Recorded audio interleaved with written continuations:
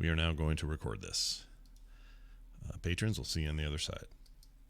Cool. All right, they're saved. TMS recording. Is it, though? Yep. All right, Brian, I'm going to count it down and do the thing.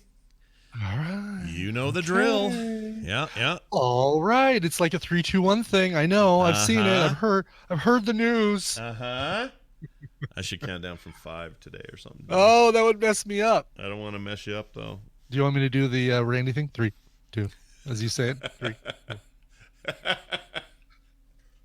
No, I want you to tell me about the time you Short worked somewhere and you have like a thick southern accent while you worked there. I want you to ever tell you boys about the time that I counted down from 3 to 1? I tell you the proper way to say machete. True story. That's good stuff. All right, here we go. For real, 3, 2, 1. Just go to the music box I gave you as a baby. What music box? The one on the mantle. What mantle? The mantle I gave you as a baby. Why did you give me a mantle? Look, I said I had to go. Walk with me the rest of the way.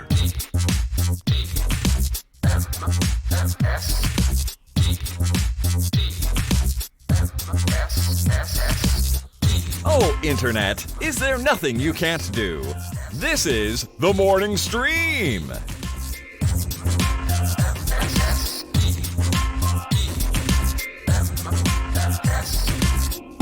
Hello, everyone. Welcome back to TMS. It is The Morning Stream for the 3rd of October, 2019. The 3rd. Yeah. 10-3, good buddy. Couldn't remember the date. For some reason, my mic seems hot, but I don't think so. I don't sound hot to you, do I? No, you sound fine. No, you sound lukewarm to me. Tepid. Tepid. You sound a little tepid. Tepid. 72 degrees. I gotcha. Room right. temperature Scott voice. That's what we like. That's right. Anyway, we're back at it. It's a Thursday, and we're glad to be here. Hello, everyone, and I hope you're having a wonderful Thursday as well. The weekend is right around the corner, which doesn't mean a whole lot to me, but it will mean that to some people. You have big plan. Oh, you do have big plans. It means stuff to me. Yeah. I'm going to Beer Fest. Great American Beer Fest is Saturday. So me and Crazy Neighbor and a couple of our friends and a listener who happens to be in town and was able to scramble and get a ticket and join us. We got a listener who is going to get the Crazy Neighbor experience firsthand. And I'm not talking about like let's go grab dinner somewhere. I'm talking about the Crazy Neighbor beer-soaked Crazy Neighbor experience. Does he go all? I can't remember if we talked about this before. Does he go all in on that day and just goes nuts with everything? Yeah. Okay. Oh well, yeah. I mean, it's what you do at Beer Fest. You walk up to a table. So here's let me tell you about Beer Fest. So basically, and I think I talk about this every year, but there might be some new listeners. Sure. So for 4 hours, the convention center is open to. For a session, and basically the sessions start tonight, Thursday, Friday, 2 sessions Saturday, and I think maybe 1 session Sunday, but no, I take that back. I think it's just Thursday night, Friday night, 2 sessions Saturday, and there's an afternoon session and an evening session. Okay. And the afternoon session on Saturday is reserved, quote unquote, reserved to members. So you have to join the American Homebrewers Association, and then you get tickets to the special Saturday afternoon show. But you still have to buy it, or a session. You still have to buy them. Yeah. But we figured out that it's actually cheaper for us to do 4 tickets with one of us being a member than it would be for us to get 4 tickets with none of us being a member. Oh, okay. Like a membership and 1 ticket, more expensive, but a membership and 4 tickets, we actually save money. Right. So Crazy Neighbor, Mr. and Mrs. Crazy Neighbor both have memberships. And I just log in as her, buy the tickets for me. Yeah. And then we got them. Good So for 4 hours, you go up to a table. Each table is a brewer, and there are thousands of tables, and I'm not exaggerating. You go up to a brewer, they've got 4 or 5 different kinds of beer in front, like a stout and a Hefeweizen, an IPA and a sour and whatever. Yeah. And you plop your little glass in front of the one you want, and you say, "Oh, let me try the stout." And they very carefully, in the first couple hours, they very carefully pour you 1 ounce, because there's like a little mark on the glass for 1 ounce of beer. And they very carefully kind of pour that 1 ounce, and then You try it. You're like, oh, that's very good. Okay, let me try the IPA, and you try as many as you want, and then you move on to the next table. Yeah. The second hour, the third hour, they get a little less careful about pouring that 1 ounce, and sometimes you get 2 ounces, sometimes you get an ounce and a half, but they sometimes forget to stop at the line, and then by the last hour, it's like splork. Here you go, splork. So I mean, but you can, after that many ounces, I mean, you can get pretty effed up at this thing, right? Like if you think of a 12-ounce can of beer. Yeah. That's me going to 12. That's me trying 12 beers basically. Right. And there's something about drinking it, like it's like the Star Trek where they first encounter the Borg and they figure out that they have to keep changing their settings on their phasers because the Borg is adapting to their shields. Oh yeah. I feel like that's what my liver does with each 1 ounce of beer. Like basically, oh, he's trying to have a Hefeweizen. All right, shields up. Oh no, it was an IPA. Oh, all right, change your shields to adjust. Oh no, it's a. Yeah, I forgot about that. They do that, don't No, they? it's a lager. They walk around and if they shoot them, the Borg are like, oh, next time we'll have that figured out, and then they got to adjust their phasers up again or whatever. So yeah, exactly. your liver is my favorite Star Trek character. It's pretty good. It is. It's the Borg shield. It just can't keep up with the different phasers that I keep throwing at it. Nice. So so basically, you just do this for the entire 4 hours. You just go up to a table, try whatever ones you want, and it's not like they're all scattered out. It's long rows of these tables. Do the different breweries give you, if you wanted, could you walk away with a case of their brew? Or no, you brand? can't buy any. You can't buy any beer there. You can buy memorabilia, but you can't buy any beer. Okay. But you can then just take notes, and there's a little app you can have that shows you. You can like say, oh, I really like that one, and it's arranged so that as you go down the line, you can just kind of swipe up to the next brewery and say, I really like their stout, and then you can come back to that app later when you're sober again and say, oh yeah, that stout was really good. Let me see if any local distributors have it. So how does this differ from like a regular old Oktoberfest style thing? Is it the same kind of thing? Like I would never go to those. No, really, I mean Oktoberfest is more like a. You've got several food vendors and beer vendors, and you've just got a big mug. There's like one or two beer vendors. You take it up there, you pay, you fill up the beer with German beer, or fill up your mug with German beer. Then walk around, you listen to the Oompa Oompa band, right? And have some brats and sauerkraut and giant sausages and stuff like that. So no food at this thing where you go, so you can't soak up all this alcohol. You just it's just straight to the gullet. You don't have to. There's very little food you can buy there. Yeah. However, yeah, enterprising people know that you can't carry a sandwich in there with you. Okay. But if you're wearing food, that's totally allowed. So we all make pretzel necklaces. Oh my god! And the more elaborate the pretzel necklace, the better, because it would start it out as like you take a piece of string and you get a whole thing of those rolled gold pretzels, and you just basically thread it through one side and you put it on your neck. Yeah. Now people are like using needles and thread, or like basically using like a knitting needle and string to make these charcuterie necklaces where it's like, okay, pretzel, and now one of those little plastic wrapped cheese things. Like a little ring of cheese. Like the little red ones, little red wheel, like a tiny wheel of cheese. Yes. Yeah. Right. And then maybe a little individually wrapped sausage, and then another pretzel, and then another piece of cheese, then an individually wrapped sausage. That's amazing. So, do you do that? Are you going to wear a thing that's like? We do the sausage, or we do the pretzel necklaces, and I'm thinking about introducing cheese to it this year, and having like 3 or 4 things of cheese on each necklace. Yeah. I'll take photos of that, because that is there are people who go all out on those things, and it feels like at some point you're caring more about the food and the pretzel necklace than you are about the beer. You're not going to taste the beer because your mouth is so damn full of pretzels and cheese. Yeah. That they call that, you could call that a food lay, which was also incidentally the sequel to 9.5 Weeks. I don't know if you saw it, but So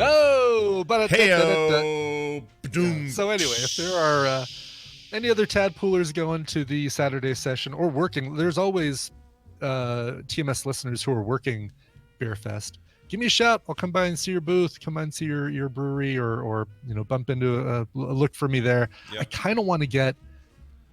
Here's the other thing about Beer Fest, is I kind of want to get some sort of way to identify and find each other. At some point during Beer Fest, you're going to have to go to the bathroom. Oh yeah, that's just the rule. But you Right. want to wait until the absolute last. I mean, within reason. You don't want to be peeing your pants on the way to the porta potty. Right. That you want to wait till the last minute, because once you go to the bathroom once, you are locked into an every 30-minute schedule of going to the bathroom. Oh, is that a thing? Your kidney's just like, all right, first one out. It's Let's like go. once you break the seal, it's like, crap, I got to go to the bathroom again.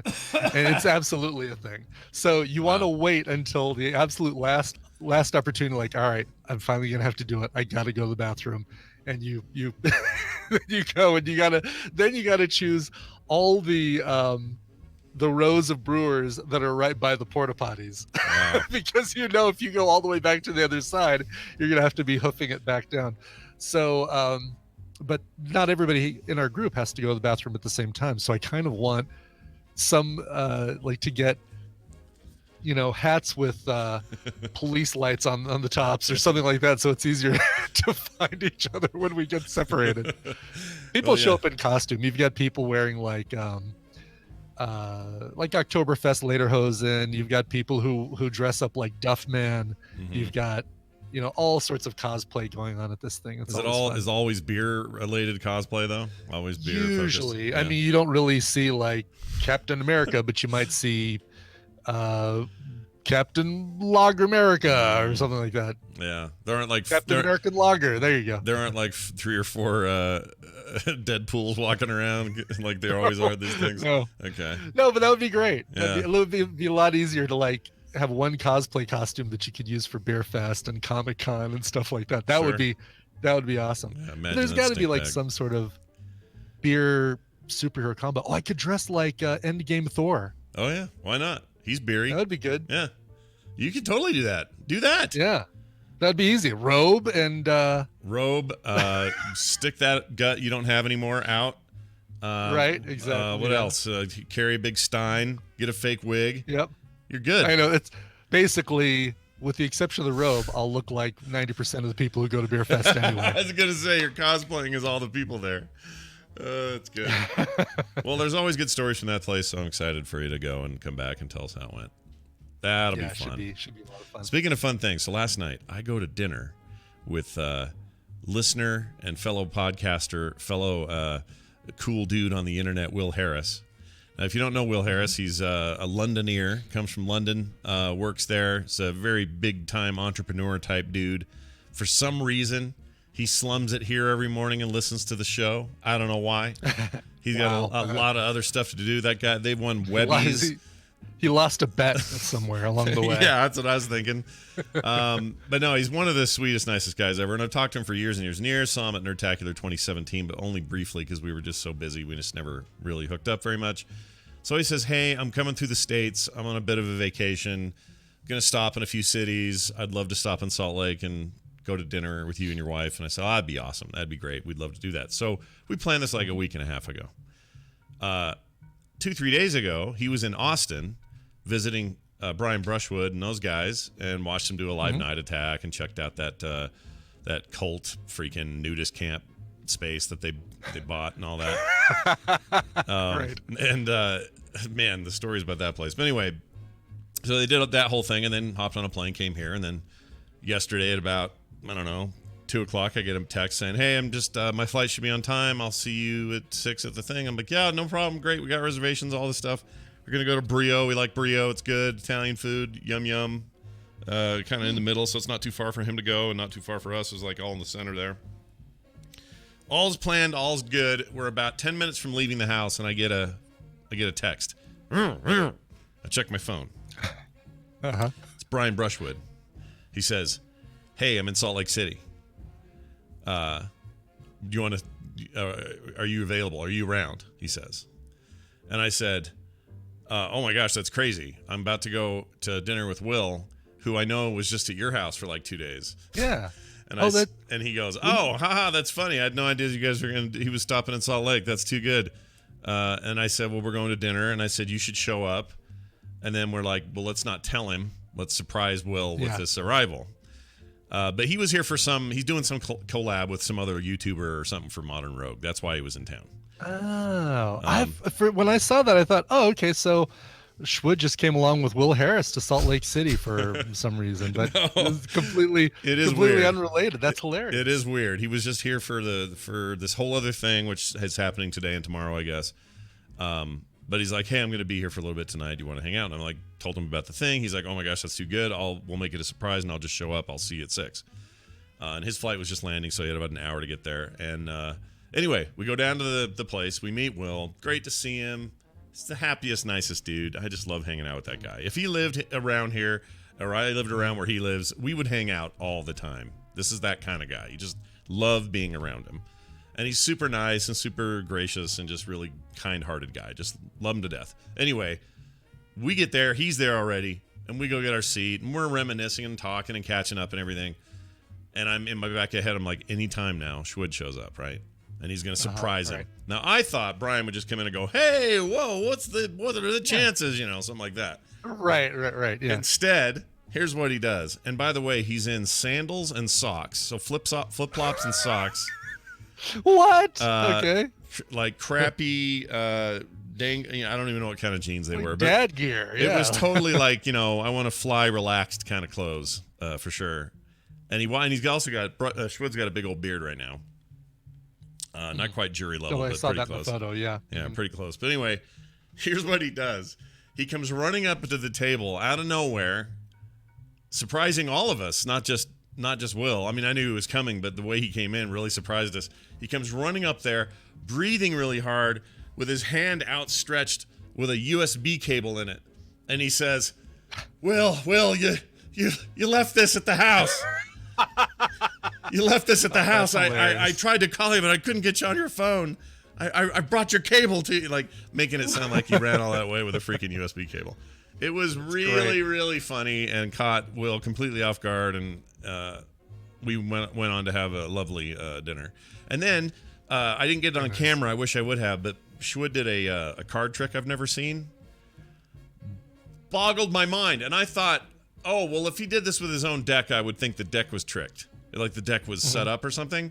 It was my deck. Yeah. I brought a deck to give him, the one I drew, the one over here in the stack. I brought him one, and I said, "Here, there's this little gift." He opens that thing up and pulls off the most insane trick I've ever seen. And I'm still bugged about it. I mean, Will just sat back and went, "Oh!" Like that made this like screaming noise in this thing because we couldn't believe what he did. Really? Oh, that's cool. It was insane.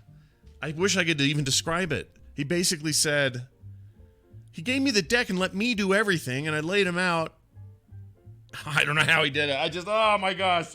I still, right now, my brain is reeling about this trick I saw. It was like that. So you ever see Harrison Ford freak out because David Blaine weirded him out of his house? Yeah, I saw that, yes. In Harrison Ford's kitchen, he's like, what did you just do? How'd you do that? Yeah. That's how it felt. That trick belongs in a museum. That's right. That's how it felt. I was beside myself with that trick. I couldn't believe it. But anyway, he was nice enough to do that. And then he did a lot of this like whoosh, throwing out in fans, chucking it from hand to hand, doing all the like fancy tricks you do with cards, And at the very end, he aims it right at me and just 52 card pickups right in my face, just all over the table. And the people there probably thought we were out of our minds, but it was just really fun. So hats off and nod to those dudes for having a really good time last night. We call it Brits and Tricks last night. That's what we call it. Brits and Tricks. Yeah, because you got the Brit there, and you got the trick maker guy man over there, and it was a huge good time. Now, I was call it Tribbles and Tribbles and Brits. No, I could have because his beard he looked like a Tribble. All right, so here's the deal. While I was doing this, you were watching people with big crotches and tight pants. I was. You know what? Only one. Like only the male lead. I guess the primo ballerino. I guess is that what that's called. But yeah, went to the ballet yesterday. Now here's I don't know if I gave all the information about this, but it was Don Quixote, the Colorado Ballet, and the official show runs starting tomorrow for 2 weeks. Right. So what we saw was, number one, it was a reception because all of their huge donors, like the people who contribute the most money to the Colorado Ballet, get to go to this thing where it's a reception. It's catered by Kevin Taylor Restaurant, which is a huge fancy restaurant at the Ellie Calkins Theater House, and open bar. So I, of course, had several Sapphire and Tonics. And what is that? Tell me what a Sapphire and Tonic is. Tell me what that is. Oh, a gin, Sapphire, Bombay Sapphire gin, which is top shelf gin. Oh, okay. It comes in a very pretty square blue bottle, tall rectangular blue bottle. Is it different than other gins? What's different about it? It's just better than other gins. Oh, it's just better. I think it's better than It's like Tanqueray, but without the hangover. Gotcha. All right. Yeah. I always have to ask my alcohol questions because I just plain old don't know. So that's good. Yeah.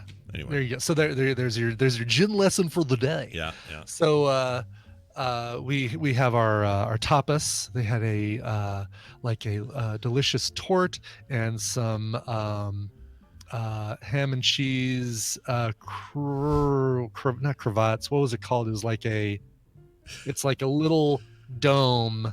Oh, deep fried with ham and cheese inside, almost like right. I've had that before. That's called a croquettes. Thank you, Jacob Ashley. Croquettes. I knew it began with a CR, and it was not a cravat because you wear a cravat. Yeah. Every time I hear croquettes, though, I think of croquet, the game where you whack it with the hammer ball and the ball goes through the legs. Right. Exactly. Anyway, little plastic shot glasses of gazpacho, which I love. Yeah. Anyway, it was great stuff, and so. We do this. We meet a few people, and we make our way into the theater part to watch the ballet. And basically, it's set up like it's a rehearsal, so they're still going to be kind of working on the show and kind of finalizing some things, and they let us know it's like this is a rehearsal. It's not it's a dress rehearsal, so it's going to be as close to the final as you're going to see. Sure. But we might have instructions that we're giving to the dancers a couple times, and please, no phones, keep your talking down, especially if you're near the tech table or near the orchestra. And the orchestra is just going full blast, and it's awesome. Right. So we go and we sit down. House lights go down, and out comes the whole performance of Don Quixote. And we're watching, and occasionally you hear this thing like, all right, Melissa, make your way more towards the stairs. And so it's, the stage is set up with this beautiful Spanish plaza, and there's these stairs, and you've got your main dancing going on in the middle. And of course, it's ballet, no dialogue. Right.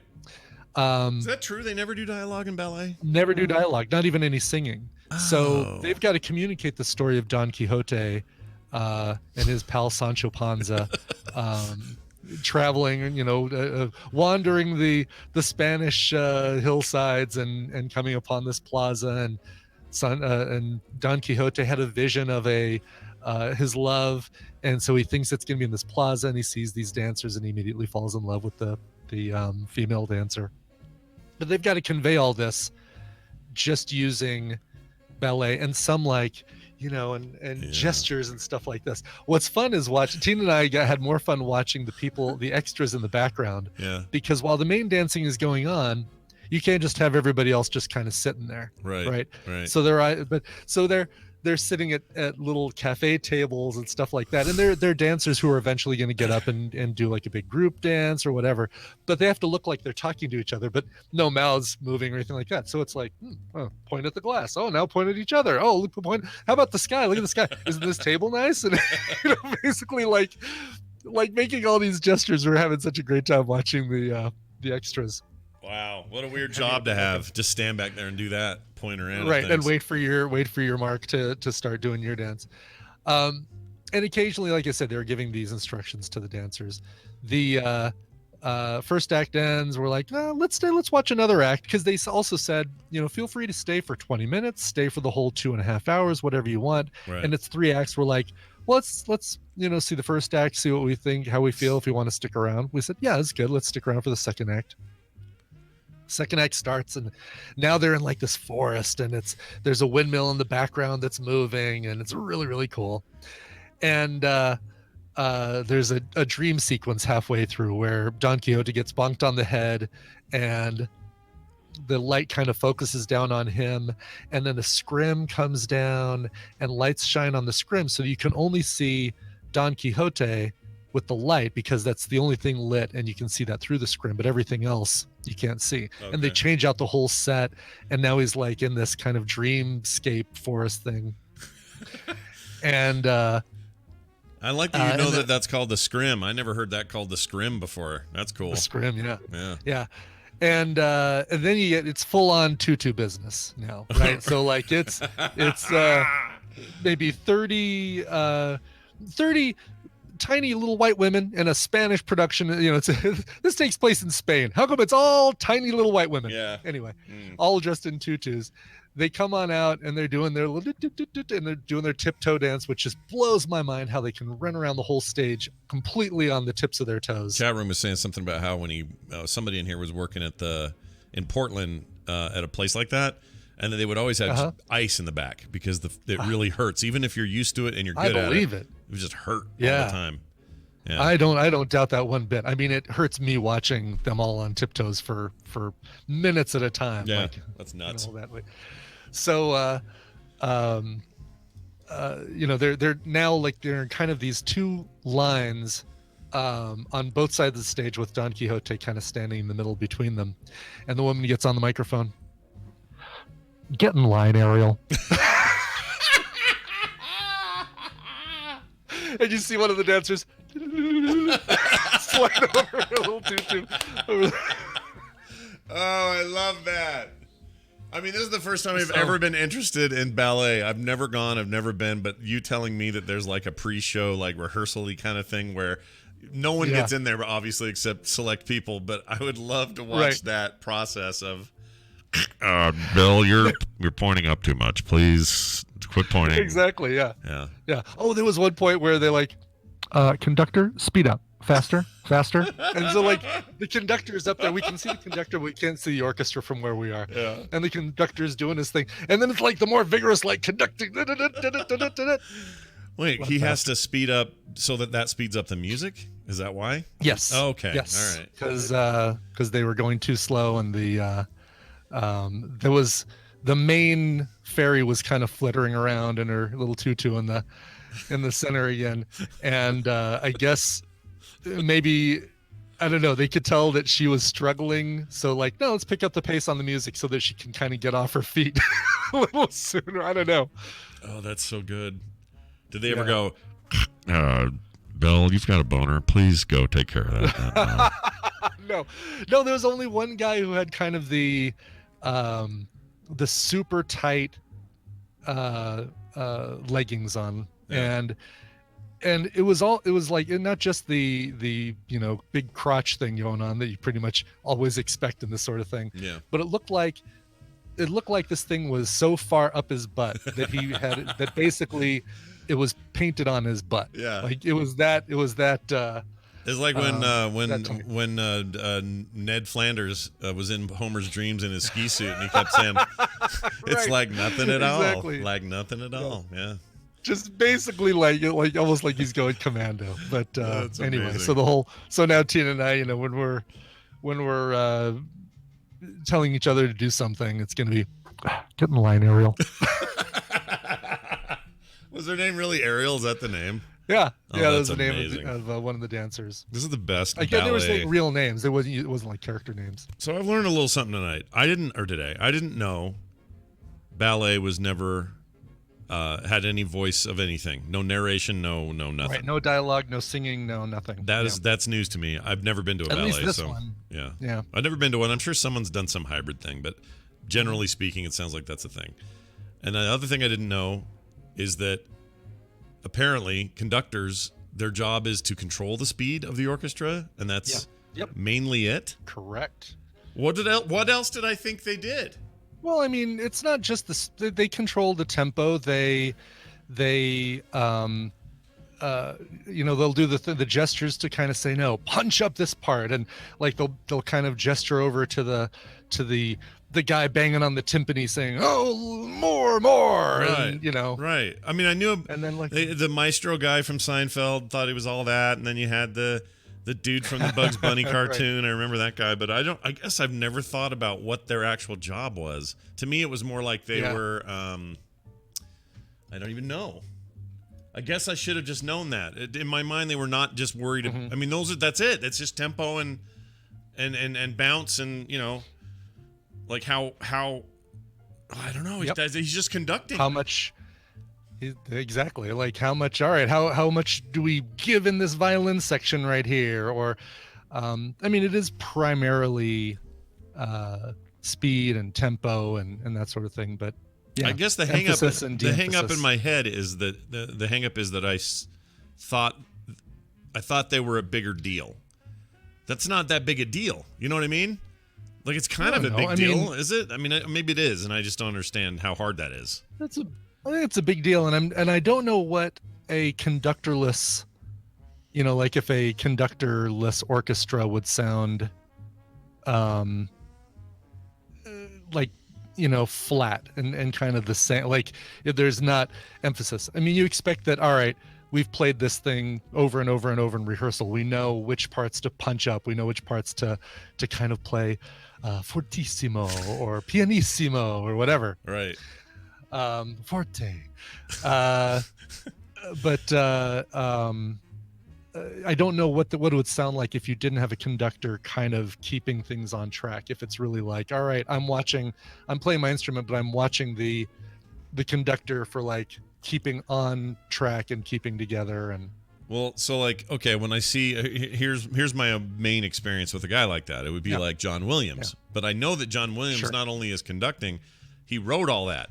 Like, it's his music. So he's directing the playback of his composition, and to me that seemed like that's a big deal. That seems like a big deal. So that's how I picture them all. So if there's a guy who's up just conducting a thing that's 1,000 years old, it just never occurred to me that, well, all he's doing is just keeping time and rhythm, really. Daniel J. Newman describes it very well. An orchestra is like a raid group of music. It's hard to get a group that size in sync. So you kind of do. It's like you've got Tatsumi going there saying, "All right, we're moving into phase 2. Healers, or melee, step forward. More dots. You died because you didn't know what the F to do." I love 50 that guy. DKP minus. I love that guy so much.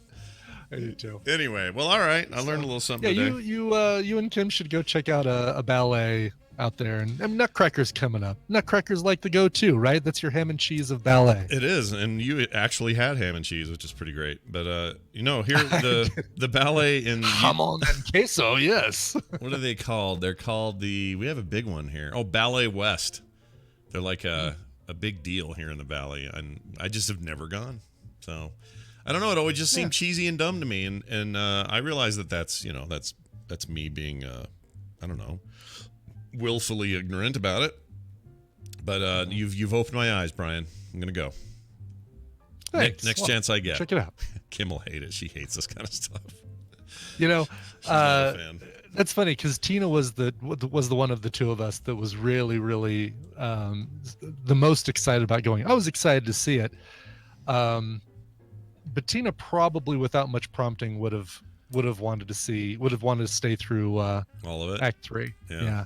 I mean, she was ready to go at 2, but like if she thought that I'd be up for it, she probably said, "Let's stay for the whole thing." So did you know what was going on in the story? I mean, other than you already know what the story is from the Don Quixote. It definitely helped that I looked at the website as far as like, and they have a thing on there that says in Act 1, Don and Sancho arrive in the Spanish Plaza where he, after he has his vision of his love and he sees this woman.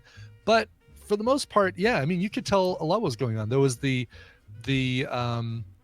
prima ballerina in the center who was like the daughter that was kind of getting set up in this arranged marriage with this really posh looking guy who I assumed was kind of the equivalent of a prince, a Spanish prince. But she didn't like him. She's waving him off with her fan. And they do these things like, this part I thought was fascinating. Like, all right, so these two are supposed to be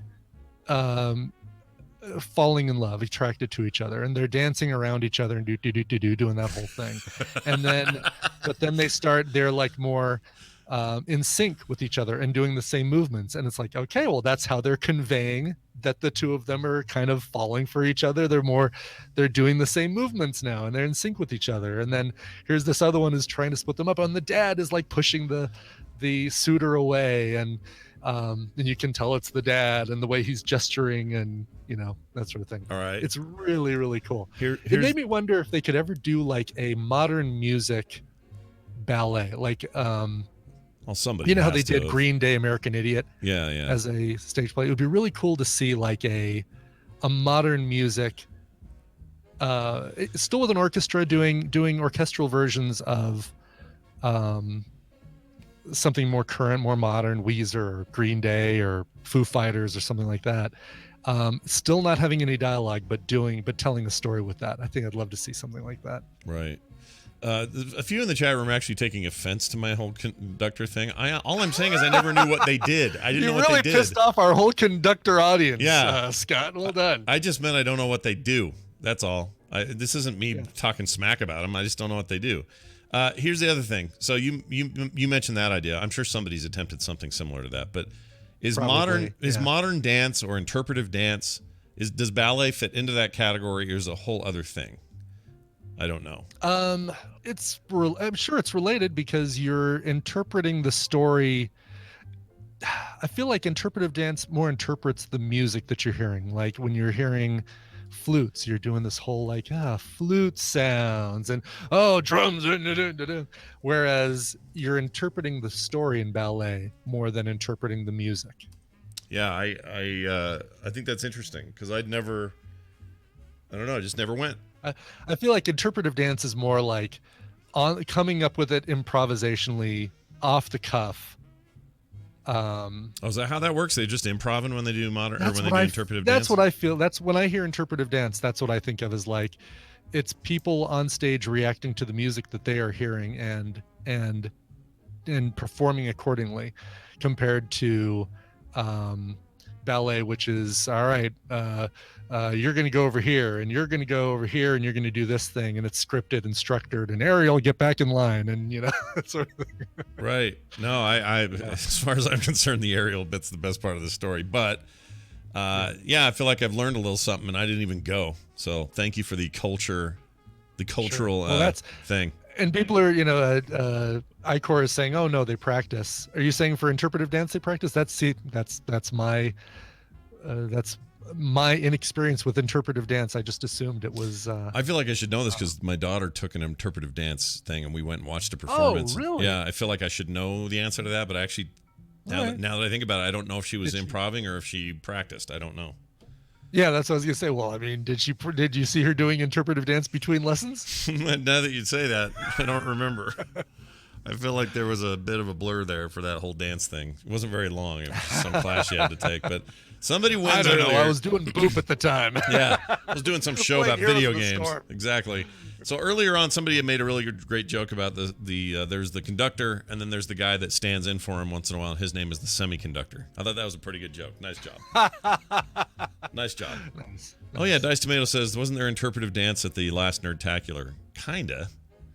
Well, yeah. I mean, it's as part of Frog Pants All Stars, we did a round where people recreated music video dances to get the teams to guess what they were. Those, I don't consider that interpretive dance because it was really planned. Right. It wasn't interpretive. It was downright copying the dances from the music videos. It was, as opposed to just interpreting those dances from. That'd be definitive dance, is what that is. Right, that's right, exactly. Yeah, yes. That was pretty epic. I enjoyed that a lot. All right. Well, that's good. But it's a fun full morning of fun, good times that were had last night. Yeah. I'm still digesting that monster lasagna I had. It was so good, though. You have a Brio out there? Do you guys have Brio restaurants? No. I wonder if that's just a local thing. I think we've got some two. good Italian restaurants out here. Oh, Brio Ital. It's funny. I start typing BRIO. Yeah. Oh, is it Brio Tuscan Grill? Yes. You have those? We do have them out here. You should try it. I've been to I one. like it. I think some people think of them as Cheney, but they every time I go there, I feel like I'm Like Dick Cheney? yeah, like they're very Dick Cheney. They have all kinds of reasons why war is inevitable, that sort of stuff. But no, it's very good. I like it. That's cool. Yeah, I'm seeing there's one in the Cherry Creek Mall and one in the Park Meadows Mall. Oh, So they're mall ones. See, the one we were in was not a mall thing. It was like a separate thing, but I didn't know they were mall things. It's interesting. Yeah. Is it just attached to a mall, or is it like it's not like in the mall? You don't walk down the mall and go to like the food court. I'm thinking that the one at Cherry Creek Mall might be. It's hard for me to tell from here. Interesting. Let's see. No, this one's outside. Oh, okay.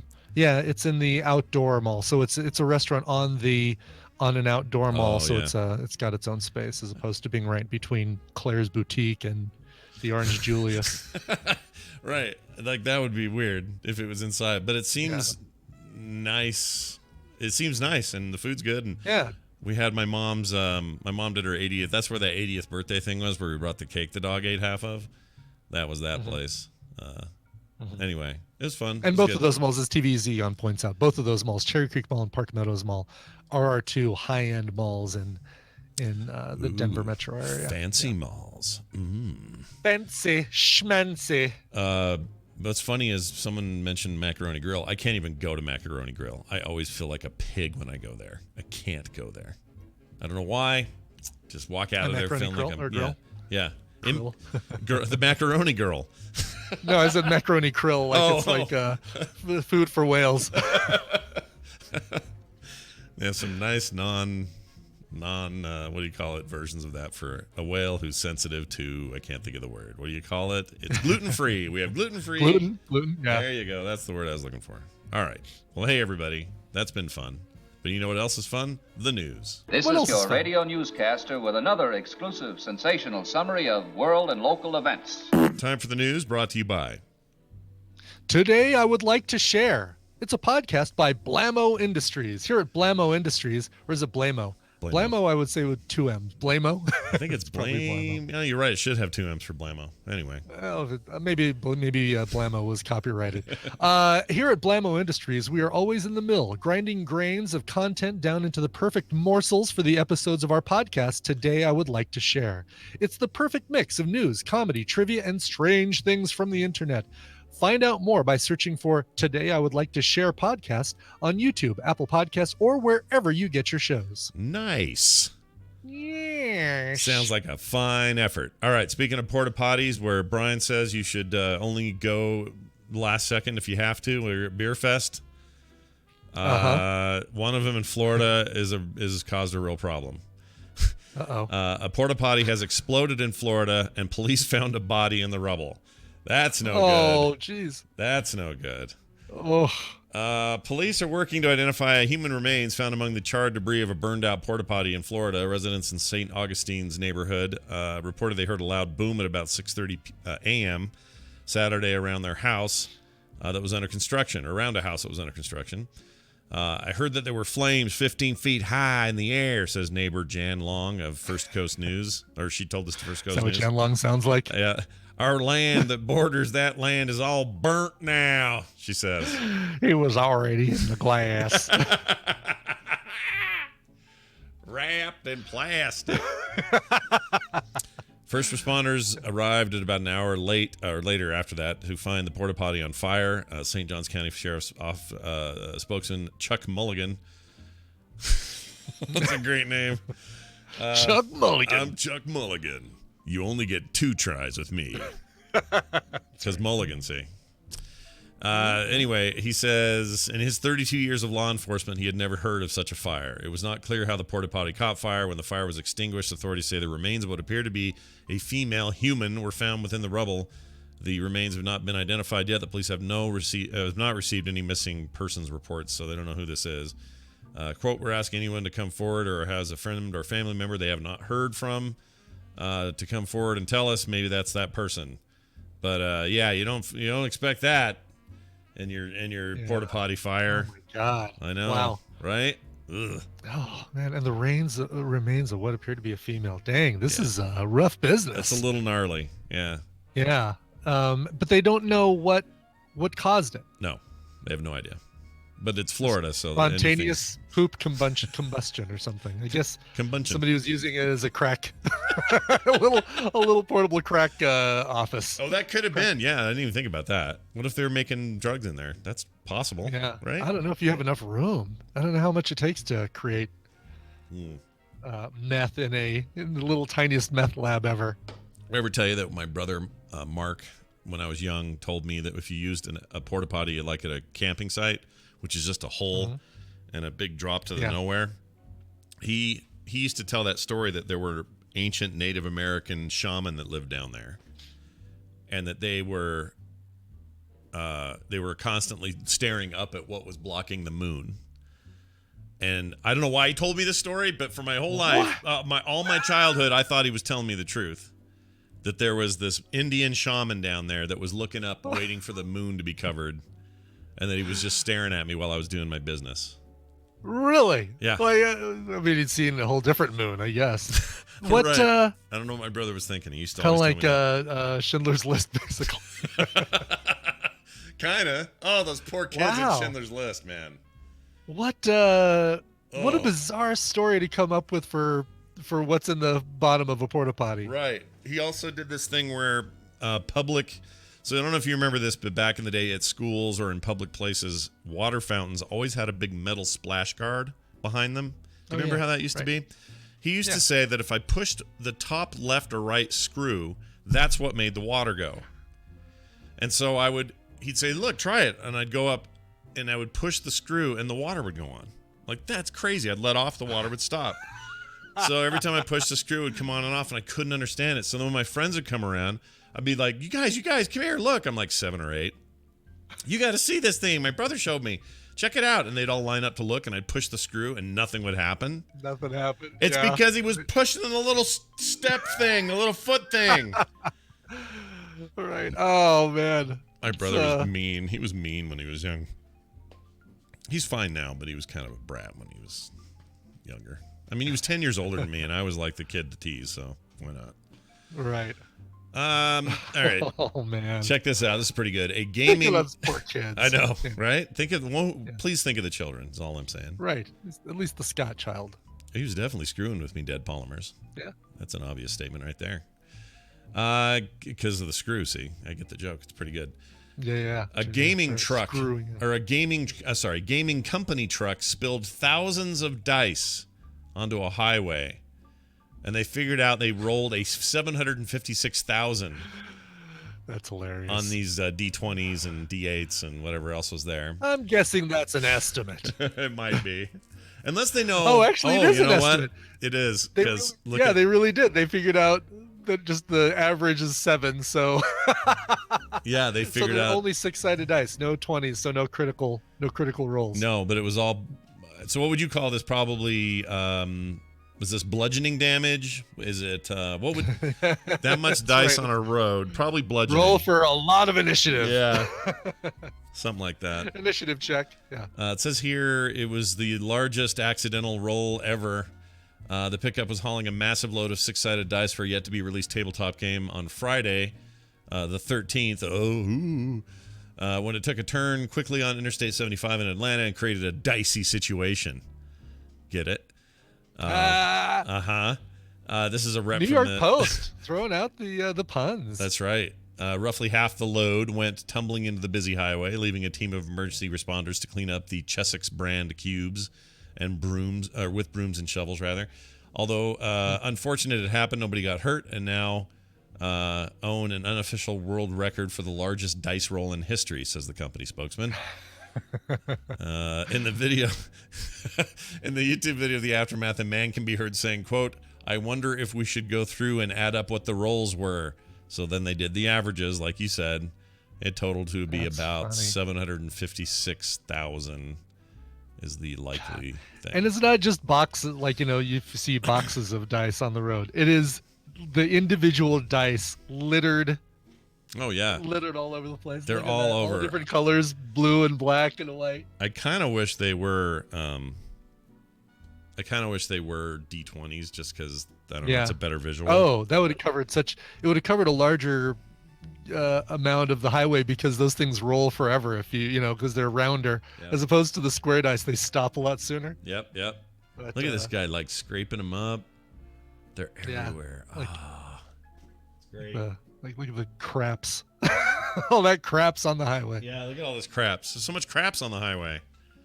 Wow. Anyway, good stuff. This is the kind of story we love on the show. Thanks, Internet. You provided for us well. Also, there's we got a fugitive who's been on the run for 17 years, finally caught by a drone. He was living in a cave. Oh, wow. Yeah. This according to Chinese authorities. They've arrested a fugitive who's been on the run for 17 years after they used drones to spot his cave hideout. He's 63 years old. His name is Song Jiang. Has been jailed for trafficking women and children, but escaped from a prison camp in 2002. He'd been living in this tiny cave, cut off from human interaction for 17 years. 17 years. Isn't that crazy? Yongshang police received clues about Song's whereabouts in early September. They said on their WeChat account. Those clues led to the mountains behind his hometown in Yunnan province in southwest China. I feel like I've been near that. Shenzhen compared to that, somewhere near that. The drone eventually spotted a blue-colored steel tile on a steep cliff, as well as traces of household rubbish nearby. Police then moved in on foot, and they found him in a small cave where he'd been. The man had been living in seclusion for so long it was difficult for him to communicate with the officers. He barely knew how to speak. Anyway, you busted by not keeping your cave clean. Yep. Yep. Let that be a lesson to all of you. Also, Asian people don't age. This guy is supposed to be 65. He looks freaking, I don't know. He looks raggedy, I but didn't see. But he's, well, yeah. I mean, he looks rough. Yeah, he looks rough. Just but in the part of him that you can see. But you wouldn't look at that face and go, "Oh, he's 65." It's funny, like the drone image almost looks like a plane crash with the trash and the the big chunks of metal. Oh, like a trail when they crash, like yeah, right. like kind of how you see the stuff kind of scattered around. I mean, maybe his first mistake was using a freaking blue, whatever these blue things are. Blue is probably the worst color to use. Bright blue for your. Although 17 years ago there were no drones then, so maybe he just didn't think about it. No one's gonna see me from the sky, right? Yeah, I get that. Yeah, no kidding. Well, nice try there, buds. Didn't quite work out. He figures they're airplanes, right? Yeah. I mean, there were airplanes 17 years ago. Yep. Somebody could have flown over, but wow, crazy. All right, final story. Yeah. I was going to save this, but I'm not going to. I got to read it. This is too good not to freaking read this. A man charged with repeatedly farting during a strip search. Ugh. Nice. So let's see. I want to have a couple of. Here's what I'm smuggling. I don't like that one. Oh, there was a sneeze at the end. Oh wow. So let's see. This is in a Scotland, or a dude in Scotland, a man in Scotland has been ordered to perform 75 hours community service after intentionally passing gas as police officers conducted a body cavity search. Police responded to a vehicle collision on the Langstracht in Aberdeen. They noticed Stuart Cook, age 28, speaking to the driver of another car. After observing a strong marijuana odor emanating from Cook, officers searched him and his vehicle and found a small amount of cannabis. Well, that's where the story ends normally, but it goes on. Police handcuffed him, who immediately began to scream and act aggressively. Him, not the cops. That's a bad sentence. He was brought to the police station in Kitty Brewster. Welcome to Kitty Brewster. Kitty Brewster. Welcome. Where he was booked and strip searched. During the procedure, officers claimed Cook passed wind intentionally multiple times. Here's the quote. Quote, he deliberately farted in the direction of the officer 3 times, stating, "How do you like that?" Oh, it's funny. I didn't even see that when I was doing the thing at the beginning. How do you like that one? Yeah. How do you like that one? Yeah. And he farts. He's literally farting in their general direction. Yeah. I love it. He's just a little, you like that? You like a little of that? You know, there's some things in this world your nose will tell you how they taste before you ever get them to your mouth. I don't remember doing that. Anyway, he's in huge trouble for that. Don't fart on your arresting officer. Yeah. He pled guilty to possession of cannabis and behaving in a threatening and abusive manner. That latter bit coming from the farting. So nice job. All right. On that note, we're going to take a break. When we come back, Wendy will be here. We're going to talk about how much the world has changed since 1958, but in particular, a couple of interesting things about getting married today versus getting married in the past. Some good stuff. So stick around for that. Before that, though, a song, and Brian has it. What is it? I do. We're going to go to Australia for this one. It's a rock and roll band named Skeggs. Skegss. This is a new anthem for those who long for Friday night to come. It's called Save It for the Weekend. This is some fun. I don't know. It's like an Australian Blink 182 for what, however you want to compare them. They're great. This is their brand new single. They're actually going to be here in North America headlining a tour on November 1st, starting a tour. So make sure you check them out. The band is called Skeggs. Here's their song, Save It for the Weekend. Ladies and gents, this is the moment you've waited for. Welcome to my store.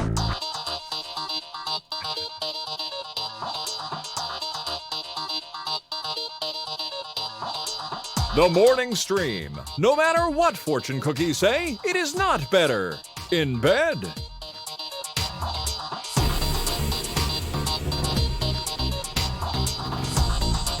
All right, we're back, everybody. Skeggs, what a great name for a band. Yeah, I wonder where they get that, if it's like, their initials or something. Or doesn't Borderlands have a creature you got to fight called a skeg in it? Chat room, I think of the maybe. wrong thing. Seems like, hello. Hello? Oh, hi. We got some microphone stuff going on. Sounds Am good. I loud or too quiet? No, you're good. It was just making like a Okay. buzz, like you were static cling or something Like was you're happening. putting your tongue on a 9-volt battery. Yeah. I was. Oh. I was. Oh, okay. Oh, that reminds me. Can I ask this question? All right. So, Wendy's here. She's a therapist. She's for real. Wait for her to answer if you can ask this question. Yeah. I want to know if she says yes. Proves it. When we were kids, I developed a genuine fear of putting a tongue to a 9-volt battery. And I think it was because Matt or somebody like that, or maybe it was Mark, but somebody was always threatening to like put one in my mouth. I think it was Mark, because he was always just, Probably. farting around with stuff like that. And I hated that feeling and sensation, to the point that now everybody I know can like test a battery, like, oh, let's see if it's still alive, and they'll quickly touch and go, oh yeah, that's still good. I can't do it. Like Really? It's only 9 volts. It's I can't do it. It fills me with anxiety to want to lick a battery. So I'm wondering, Wendy, did that happen to you? I mean, we know about the soldering iron. Let it never be spoken about again. But how about batteries? How do you feel about those? Yeah, the soldering iron. I'm terrified of soldering irons. No, you know what? That's interesting. I don't recall anyone shoving a battery in my mouth, but I too really won't do it. Yeah, I think it was. We must have seen someone electrocuted. Something like that. that. We did. What was it? I got electrocuted a little bit once. Where was it? At grandpa's video games. Remember in the garage? There were video games in the garage, and I remember plugging the plug-in with my fingers underneath the big plastic thing. Yeah. And I got zapped pretty good. Yeah, I remember so that. I think it was just general electric. Yeah. And those can store, because they've got the monitors and stuff, Oh, so yeah, those it can was store rough. a lot of Yeah, energy. those are Jeez. they were dangerous. That was that time in a Pizza Hut. My dad was opening and working on a sit-down model of like Pac-Man or something, and he touched the not transformer, or maybe it was the transformer, something like that inside I think there. you touched a transformer. But he touched it, and it sent him flying backwards into the counter, just like bang, and like a pizza fell off the counter or something that was kind of teetering there. And I remember thinking, I'm never going to touch anything electric ever again in my life, because watching that was that's like, the thing. yeah. All right, well, now I don't feel so bad. If your kids were like, mom, put this on your tongue, we want to see how brave you are, would you do it? Oh, it'd be I hard. I have to get like, you're gonna clean your room and be my You slave need for stuff a out of week, it. maybe. Yeah. You'd need to get I some don't know. reciprocal payment out of your kids to make me do it. Yeah. Oh, I wouldn't just do that, give that away. No way. I do Totally. lots of stupid things for a dare, but I think we have some electricity problems in our past. I think that's true. All right. Well, here's Wendy's theme to start us off today. Am I going to shove it in my schema? That sounds great. Yeah, there you go. Shove it in your schema. Wendy, of course, a real therapist working all the time to help people with real problems. She comes on the show on Thursdays and helps you with your fake ones. No, with your real ones too. But also sometimes we just get topical. And you sent me this link this week of a. Let me tell you what it is. Okay. Actually, first. All right. Go for okay. it. So a friend of mine. So I've recently did a presentation on addiction, and she came to it, and I had to give a little intro. So I just said, like, my background, and then I just talking about how I have given a bunch of presentations, and I had given a presentation once on how to get married to a group of young people who were wanting to get married. I guess I don't know. I kind of threw it in there flippantly. It's not really what I was doing, but. So she just thought that was hilarious. Like, how in the world do you do a seminar and tell people how to get married? And so it became this joke. Anyway, so then she sends me this. So Scott, you can post it somewhere. Yeah, I put it up. I put it up on screen for the chat to see it. I'll also put a link in the chat room so they can read it. I just gave him a link. Oh, okay, good. Okay, there we go. It is, great. I love this thing. 129 ways to get a husband, and this is from what, 1958? I think. Is it 1958? Oh, I'm sorry. This is written in 2018, but it's a blog post that was written in 2018. But right. But the original article. 1958. Yeah. It's from 58, and so this is obviously is like a it's a post about it. But there are, I mean, I can read a couple of these. This is ridiculous. Yeah. For example, it says where to find him, meaning where to find a husband. How to find a husband. Yeah. Sure. The wheres of the list are. Number 1, get a dog and walk it. Number 2, have your car break down at strategic places. Some of these seem like they're a lot more. They're really, really. They take a lot of work, a lot of doing, or a lot of money. Mm-hmm. Number 10 is super expensive. Oh yeah. Take a bicycle trip through Europe. Yeah. How about I think 5 is frightening. Like, move to Nevada. Yeah. It says look in the census. Well, number 6 is frightening. Read the obituaries to find eligible widowers. Oh my lord. Join a hiking club, attend night school, take courses men like. Look at the census reports for places with the most single men. Nevada has 125 males for every 100 females, as an example. Here's my favorite. Sit on a park bench and feed the pigeons. Oh yeah, that'll get them. Get a job in a medical, dental, or law school. Wow. That's not even a sentence, is it? Right. You mean get a job in a school or get a job in the medical field after going to Oh, you know what? It must be the school because it is a correct sentence. Heaven forbid you would be a doctor, a dentist, or a lawyer yourself. Women can't be doctors or dentists or lawyers. Ask your friends' husbands who the eligible men are in their offices. Jeez. Yeah. And then what? Go to their meetings? Like, I don't get that. Yeah. Anyway. That's pretty gnarly. I mean, this is basically Mad Men era. Like, it is, right? Yeah. This is what. My favorite is number 19 on the 129 ways is to get lost at the football games. Like, just wander around and get lost. They're women. They're already lost at football They're games. already lost. What is the job again of the guy with the ball? Yep.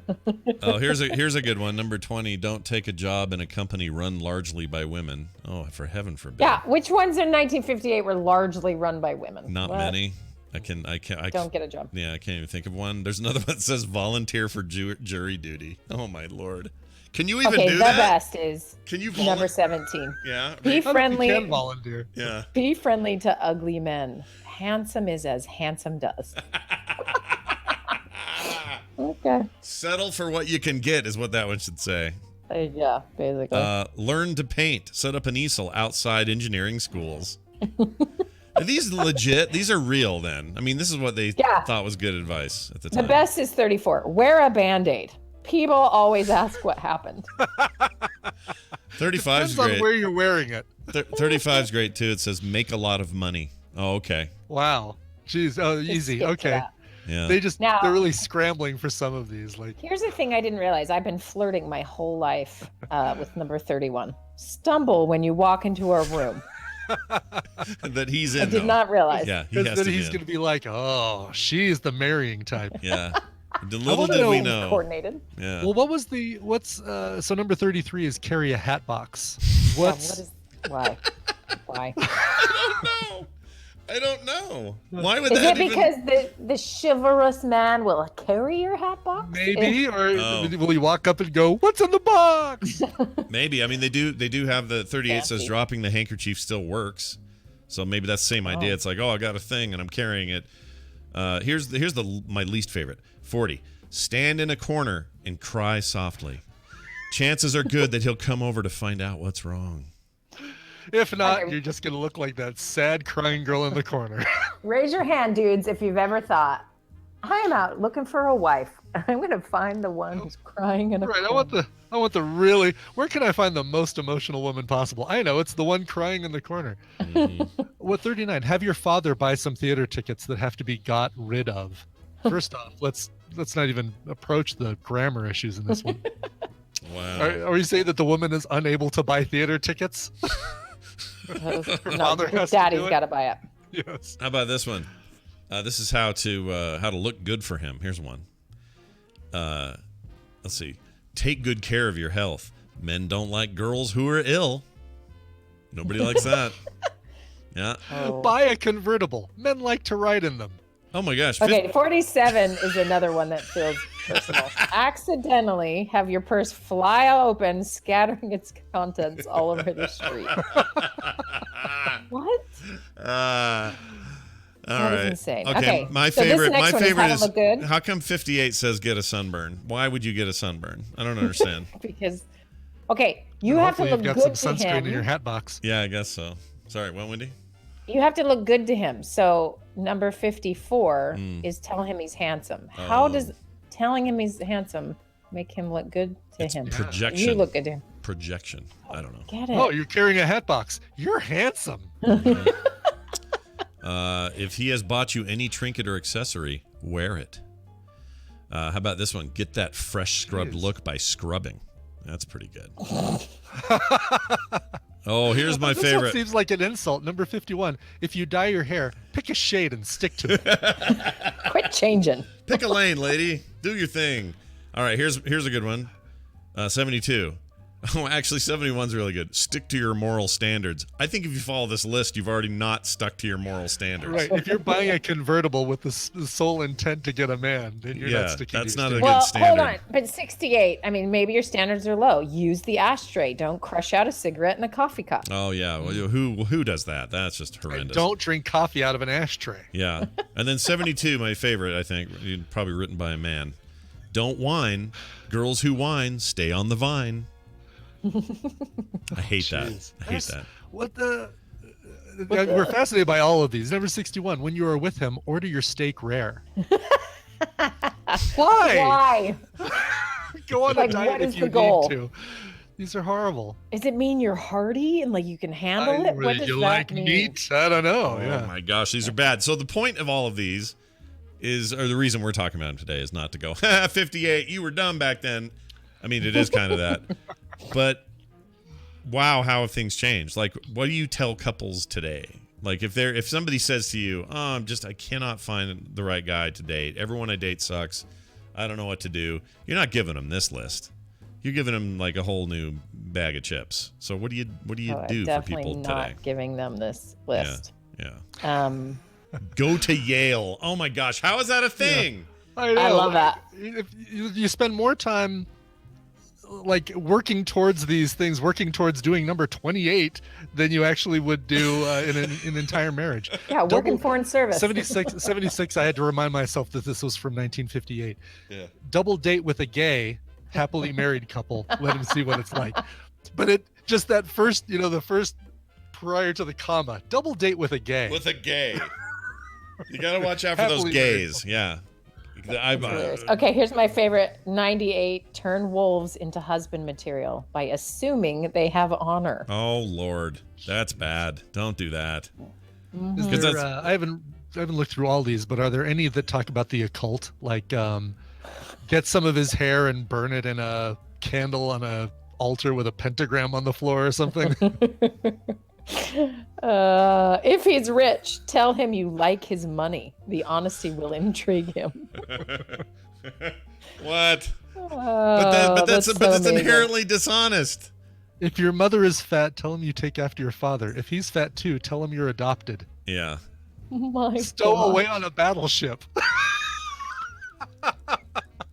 Ask your mother to take in male boarders. How about this one? Point out to him that the death rate of single men is twice that of married men, which, by the way, sounds like garbage to me. That doesn't sound like a real statistic anyway. Twice. You're gonna die. Yeah, these are so bad. Okay, are we done with them? Yeah, now you can hours reading these. Yeah, you could bring us current. This last one. Okay. The 128. Let it be known in your office that you have a button box and will sew on bachelor's loose buttons. But then he says, don't marry him if he has too many loose buttons. Like, which is it? You got a guy with a button problem or you don't? Pick a lane. Part of me wants to look on Urban Dictionary and see if button box means something completely different these days. I guarantee everything's been changed. Guarantee it. Yeah. All right. So what do you? I've got a button box. So now you have this in our rear view. What do you do modernly? We're doing the front view. Okay. Yeah. Well, all right. The getting married question, or just partnering up. That's kind of really the main thing. I mean, I think what's interesting about this, of course, magazines have always played this role, or gossip or whatever, or try this or optimize this, or here's a list of things to do. I mean, the dating coach world is pretty amazing if you have Googled it all about dating coaches. And, there's lots of speakers and there's lots of try this and don't do this. I'll give an example of one recently. A client purchased some, dating coach package where she's just like, coming back from a divorce and was just like, I just don't want to do it wrong. And so she is following their advice. And here's one of them. This is modern, by the way. I mean, okay. It's how to set boundaries, but still be flirty.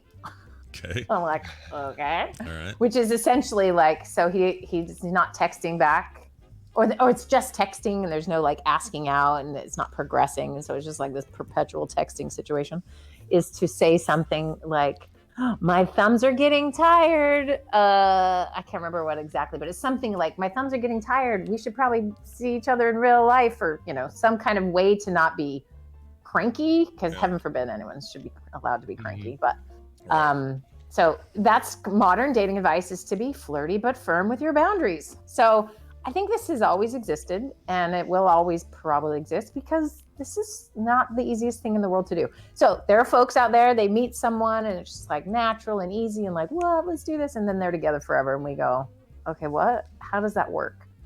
And, we know a few things about why something like that might happen. But that's not the most common way people meet, especially now. So one thing to remember, 1958 or any other era besides our own, 16 to 21 was when this was happening, right? We were young. People were young. And then anyone 23 and up was considered an old maid, right? Oh, yeah.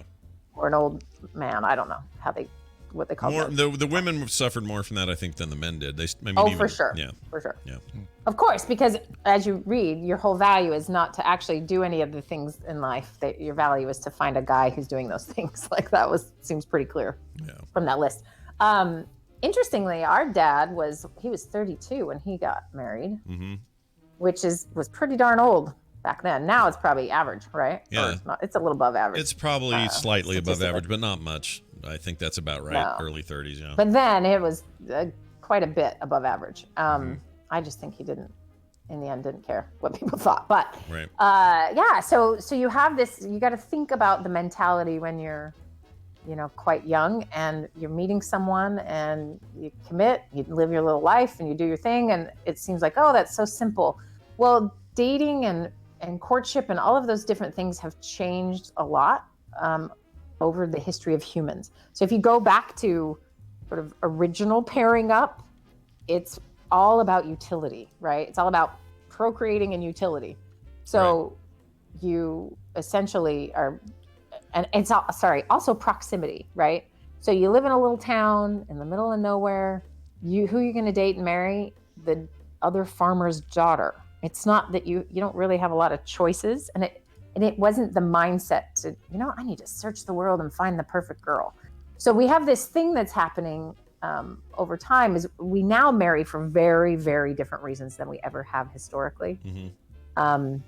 And so, of course, we have the modern version of it's optimized. So it's not simply like, well, proximity is now anywhere the internet is. You know what I mean? Like it's enormous choice, right? Which is humans aren't the best when we have too many choices. But then there's also this sort of opposite response of like, there's so many that also means there's no one, right? Yeah. There was a podcast a while ago, I can't remember what it was, probably, I don't know, a science one, about this woman in Boston who was going to use the scientific method to find a husband. Oh, I heard this. Do you remember that? Yeah, what was this? It was I think it might have been... Ah, crap. It wasn't... But essentially, boiling it down to just like real numbers, it was take eligible bachelors in the city of Boston who had to be smarter than her, because that was really important to her, and she's like a Harvard scientist. So the numbers were small. And kind of finding the one that you click with and you're attracted to, and like when you really boil it down to the reality of it, it's a miracle anyone ever finds anyone, right, Right. And so that's an interesting podcast to listen to feel hopeless if you're single. But also, it's kind of the miracle that when it does work. And this is anecdotal. I have no research to back this up, but just what I see happening is our tendency to sort of optimize and access to 100 apps you could find right now, get on and flirt and chat with, all the people around you. Yeah. Means that there is this sort of optimizing that occurs within a relationship, and you have a harder time committing.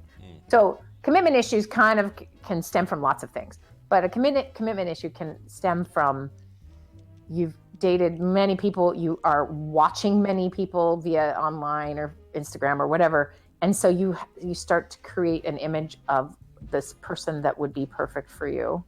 And sometimes it's just based on looks. Sometimes they have to have, all the degrees and be perfect at this or that or whatever. So our standards get a little ridiculous. And then when we meet real people with real problems or real challenges or some version of not perfect, maybe there's always something else out there. And committing means I shut that door. So that was a thing I've commonly dealt with folks who are they're like, I want to get married or I want to pair up, and I don't know how. What I usually find when I start digging is that they've got this optimization problem. And I don't know, you guys married before the internet? Like, have you ever imagined dating right now? Like what that would be like? No, the crap that we'd have to go through to it would probably go straight for online dating for me, right? Like using swipe left, swipe right, whatever that is. Yeah, right. I don't know what the app is. Oh my God, I'd be stuck. Tinder. What is that thing? Tinder. Thank you. Yeah. Oh my gosh. Yeah, be careful because there's a lot of other ones out there that mean something else. Yeah, you don't want all of those. I mean, it's funny because you say that, and it's true. We got married right, Kim and I and Brian, right around the same time. We got married right as the internet was a thing, right as it was starting. Yeah. And there was certainly no dating apps or anything yet. And no. So for us, it was all the old-fashioned traditional ways. And now it's like I watch Nick, and he's dating here and there, and it's through apps. I forgot there's a new one that everyone loves. Mm-hmm. I forgot the name of it. It's not Tinder. It's something else. You could just make up a word. I'm sure it's an app. Yeah, exactly. like, make up a word and take a vowel out, and there's an app. Boingo or Bing Bong or something like that. But anyway, Bumble. That's it. Bumble. It's actually Bumble. Anyway, apparently Bumble is is the place to be now, and he took some girl out the other day on it, won somebody last week. They went on a date, and in every case he'll come home and I go, how'd it go? It's all right. I go, what do you mean? I don't know, she isn't really my type. Like this kind of attitude. And I want to say to him, well, maybe we ought to get you out there in a little social situation that isn't just your phone. Let's go to a dance or a gathering or a thing go or to something. A dance. Sure, yeah. Hop. Didn't they call him a hop? Yeah, go to the hop. To a sock hop. Sock hop. I'm sure there's a sock hop that he can attend, or Right. Well, this is I mean, part you're of the sounding as problem. old-fashioned as some of the things in this list, right? And this is part of the problem because he sees all alternatives given to him as sounding like that. It all sounds like you're saying go to the sock hopper. Why don't you go down to the soda fountain and like that sort of stuff. No, he does. He frequents this little bookstore coffee shop place that he likes. That's got a couple of girls in there he likes. So him and his friend will go down there and kind of lurk around or whatever. And I mean that's at least something. It's at least somewhat of a face-to-face sort of hang out and talk and whatever. And he's going out with her this weekend or something. He hates when I talk about this stuff on the show, so I shouldn't do it. I'm sure he does. But I love how you use the word lurk. Yeah, I shouldn't say lurk.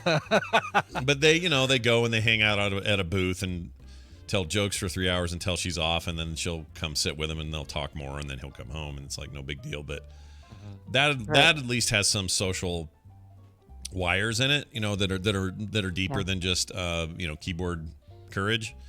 So. I don't know what to tell that group. I don't know what to say to Gen Z. I just feel like things have changed to the point where, there's still going to be people who meet at work and meet through friends and things like that. But these days, I think it's probably 60% meeting online, meeting in some connection, whether it's an app or some sort of online matching up connection kind of thing. And so you just got to go where the fish are biting. Where the fish are biting. Well, and when you're in college or sort of that age group, there's a lot more hanging out time where you have opportunities. But once you're sort of in the workforce and doing the 40-hour bit, you got clubs at night and then you got to go to work the next day. It's not quite the same options of meeting. And this is true for friendships too. So it gets a little harder the older that you get. And so these apps really are like an amazing thing on one hand, but then they can be really hard and toxic for folks. I would say I spend a lot of time in my practice asking people to get off them because they tend to use them in like a crack cocaine kind of way. Like a crutch. Well, they get, and let's also be very clear about like attractive levels are the people who are using these apps and having success, and then, or they've written the right thing. In fact, you Google or get a coach that tells you the right way to put a picture. And the studies are like, girls should be a full body shot, guys should be holding an animal. Whatever. They're all dumb. Well, they're going to look at these in 50 years, exactly, like this article and say, what? Right, exactly. Well, I hope in 50 years they're going to say, you are kidding. You would just think someone was good looking and swipe your finger and that was it. That's how you base your society. Yeah. It's all insane. When Scott and I were in that dating age, before we could go to them, there were things called singles bars where you specifically went to find people of the opposite sex who were basically there just because they were looking. It was like like a live meetup version of Tinder. Live Tinder, yeah. Well, yeah, that's what it is. Tinder's just replaced that for a lot of people. Yeah. Yes. Yeah. So it's not that it's all new; it's that it's delivered in an abundant way that has like a problem with decision fatigue, right? So these individuals I'm speaking of, they're all pretty attractive. They can go on and get a date pretty quickly. And what they end up doing is whenever they're having a hard time in their real life, maybe in a relationship or, after a breakup or something, they go into Tinder for a hit because they get instant responses that you're wanted, that you're great. So they're not necessarily following through on that. They're just kind of using it for a hot or not kind of thing, right? A little bit. And so you can think, ew, that's disgusting. But also like, hey, we've done versions of this forever as a species. But what it means is you've got folks on there who are really intent on dating and really want to find someone. Then you have folks who are just trying to feel good about themselves. And then you have folks who are desperately trying to get anyone to respond. And then, it's a marketplace of ginormic proportions. Sure. I think Bumble is the one, correct me if I'm wrong, where the women do the following up. Yeah, they reach out. I think that's what it is. That's a good, safer way to do it for sure. Right. Yeah. And there tends to be just like a little bit of more interactions that are a little less disgusting. Do you find that people are not working as hard on their relationships as they used to because there's this easy, I'm kind of getting bored in this relationship, or we're fighting or whatever. Yeah, I'm just going to give up on this one, go to Tinder because I can find something right away to replace it?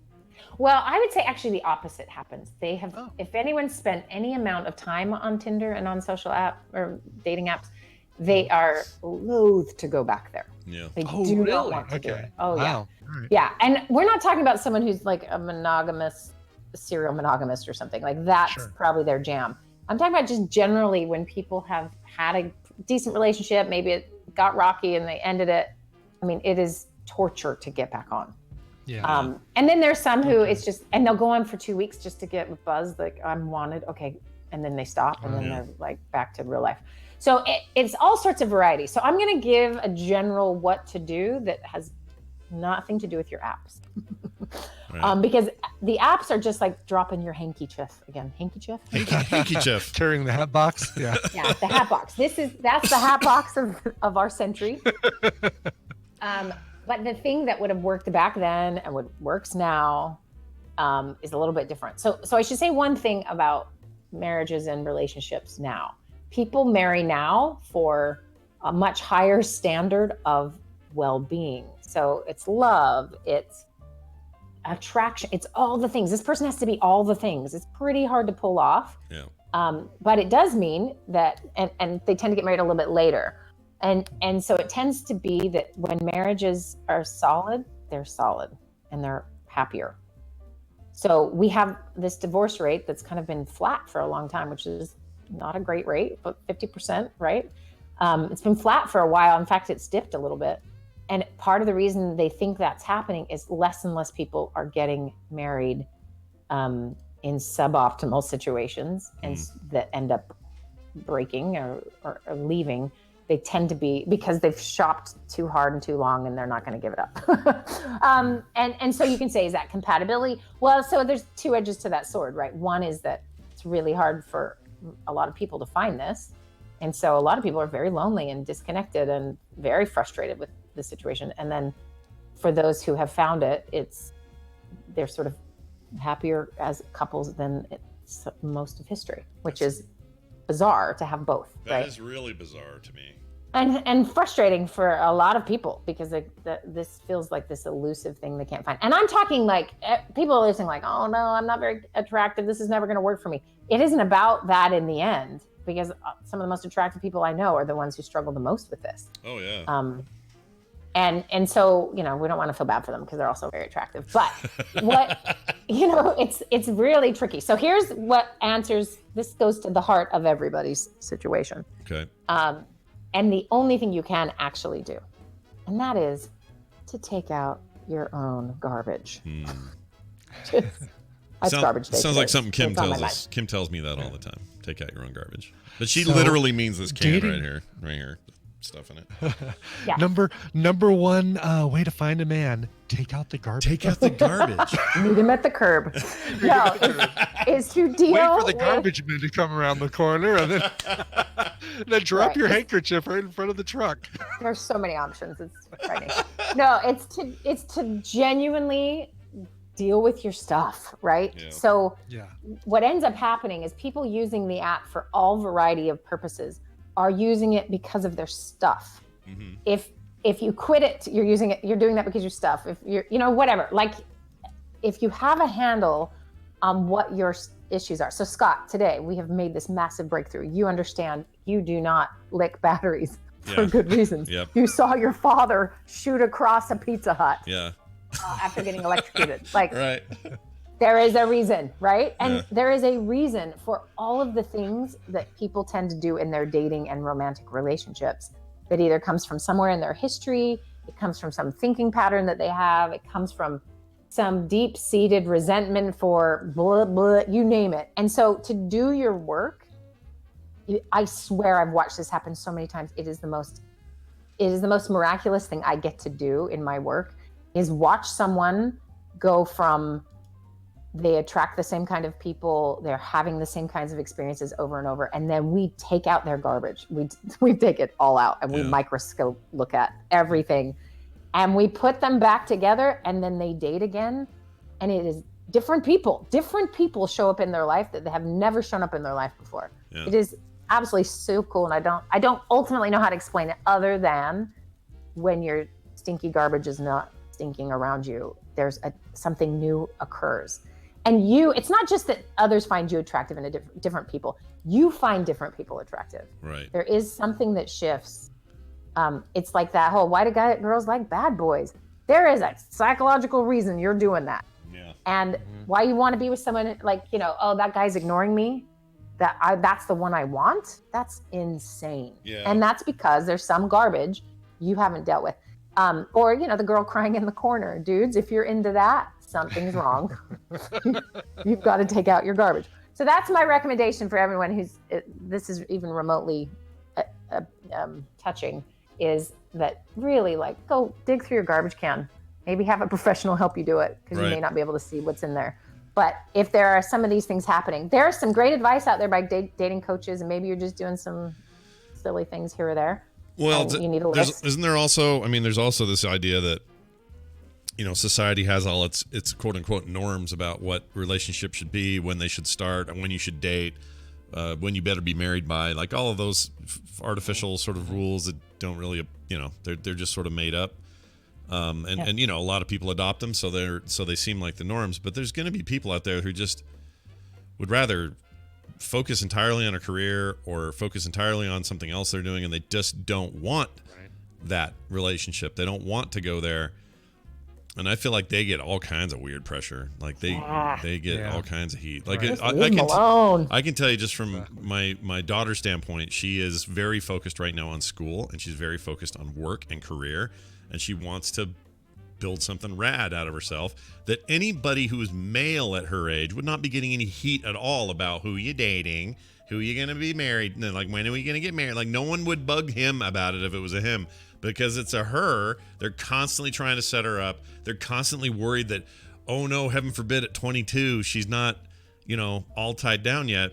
In a serious, yeah. Yeah, and I just look at it and go, she'll get there, everybody. Just calm down. She's got stuff to do and stuff she wants to do. She doesn't have any obligation to adhere to those exact templates that we all lay out every day.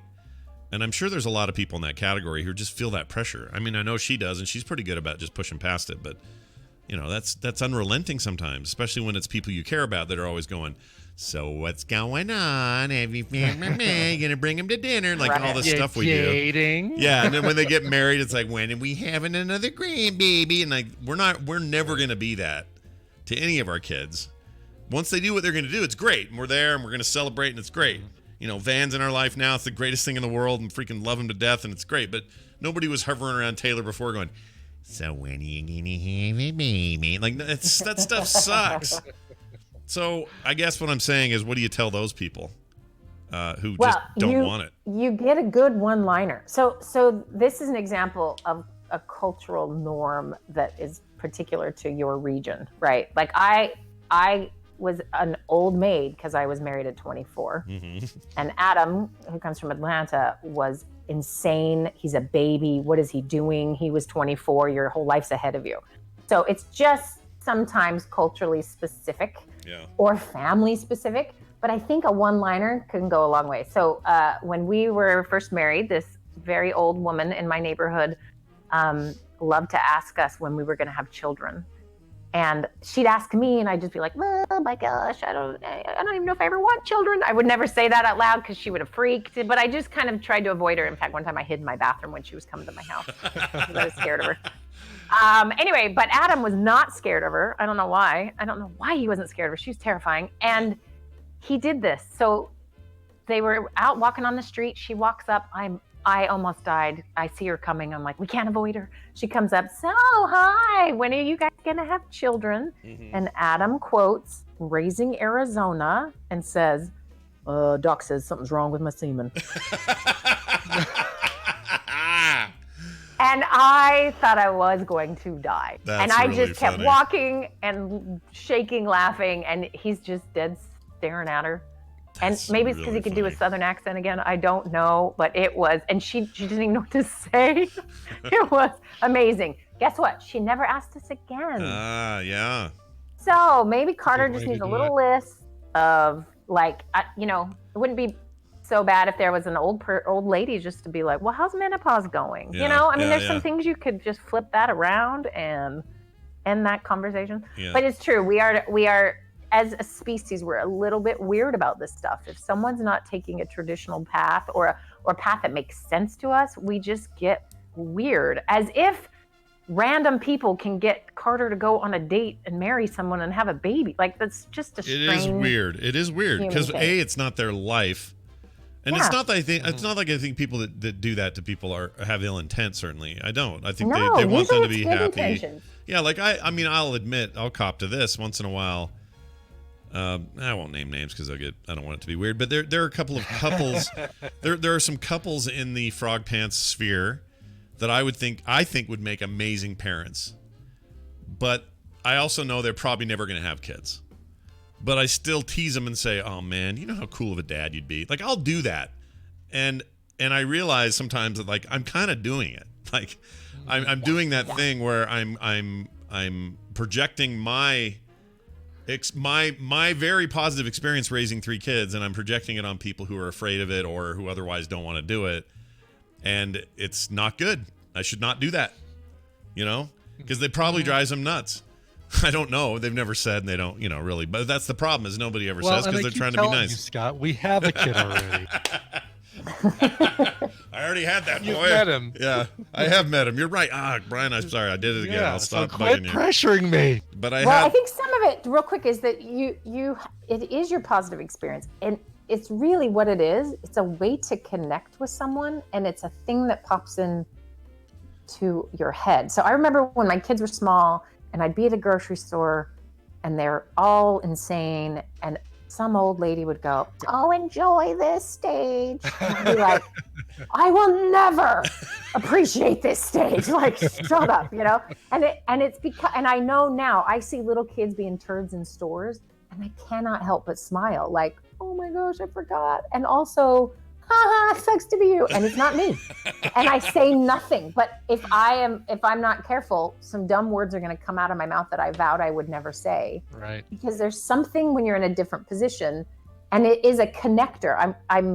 It's almost like, hey, I see you and I care about you. But it's the wrong way to make a stranger feel seen and cared about. Yeah. It's just a weird impulse. And I think, especially family, they tend to do that. So, yeah, I mean, leave everyone alone. Also, find out, like, your own garbage. That's the amazing thing. When you really get to know someone and get to know their garbage, you go, oh, yeah, there's some reasons that you should be single longer. Or there's reasons you should never get married. Or there's reasons you don't want, and that's okay. And there's reasons you should get married tomorrow, but you're not. Or, like, you can start to see, but who really lets you see their garbage? Yeah. So we have to make this cultural assumption that you're not following the norm. So now I need to worry about you. Yeah. When really just, leave everyone alone and take out your own garbage. That's the theme for today. I like it. It's pretty good. I hope people take it to heart. And I'm going to stop teasing my married friends who don't have kids. Not teasing them, but, I just, it's funny because I talk about how I don't like this when people do this to my kids, but I've done that exact thing where I'm like, it's almost like I'm not saying it outright, but I'm basically saying, hey, clock's ticking. Better get on this. You don't want to be when your kid's in high school, you don't want to be 75 and completely out of the loop. Like, get on it. Time to go. Let's go. But that's just it's not cool. I got to stop doing it. I don't do it that often, but I catch myself now and again. And it's probably not good. Anyway, kids are great. That's all I'm saying. Hey, well, there you go. Good stuff as always, and it's always fun to hear from Wendy. Do you got any cool causes to speak on behalf before we go today? Anything cool going on? I don't. Just be nice and take your garbage out. I do have some stuff coming around the bend, but it'll be a little time. Ooh, look, Pulling Johnson's is in our family blood. We all do it. It's right there in the name. It's a family tradition. Yep. We all do it. We all say, "Oh, I got this thing, but I can't talk about it yet." It's a thing. I swear, I don't know what that's from. I don't think it's from our parents. It's just something we do. I do it all the time. Wendy does. You know what it is? It's that we actually have no idea. We just know that something will. and that this is stalling. We're such good stallers. I know, but I have an idea by the time I'm pressed to finally say what it is. Yeah, Yeah. that's part of it. I've had a couple of those. Well, see, I have somebody I want to promote, like, who is fantastic. She's nowhere near ready, and so that's the thing that's coming. But I'm like, I gotta make it sound like it's something cool. I got nothing. All right. Then I stall. That's what that is. Yeah. So Scott, you're stalling. Yeah, no, I'm totally stalling. Well, actually, the last thing I did one of these about it was actual thing, but I think I'm just not ready, so I still am kind of stalling. There's a stall factor for sure. I'm in the stall. It's building tension. That's the point. Yeah, I'm sitting in the stall and I'm making sounds you don't want to repeat. All right, Wendy, it's always good to hear from you. Have a fantastic week. You can follow her on Twitter at Therapy Thursdays. You can also go to therapythursdays.com and send her a message if you don't want to send us one, but you can use our email as well if you want. And we'll talk to you next week on another edition of Therapy Thursday. Bye now. See you, Wendy. All right. You know, I once asked Brian if he agreed with me that these are good for people to hear these segments, and he said, "Yeah." Right there. He said, "Yeah." Yeah. Yeah. I love playing that. Yeah.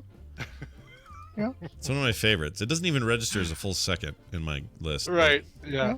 It's so good. So if you say, I'm trying to remember, it was like we were just doing the thing going. It was. I think it was like top of the show, just us being dumb. Yeah. And it cracked me up. Yeah. So I kept it. Yeah. It sounds like Ken Kratz going, it's his prostitute. He's going, so do you like it this way? Yeah. Okay. How do you like that? It's pretty good. Yeah. Yeah. All right. We will now be done, except I have an email. I want to read that. Okay. Let's read that email. I sure will. It says, it's Nathan from Toronto, Ontario, Canada. Wait. Toronto, Ontario. That's two different places. He's playing a joke on me, isn't he?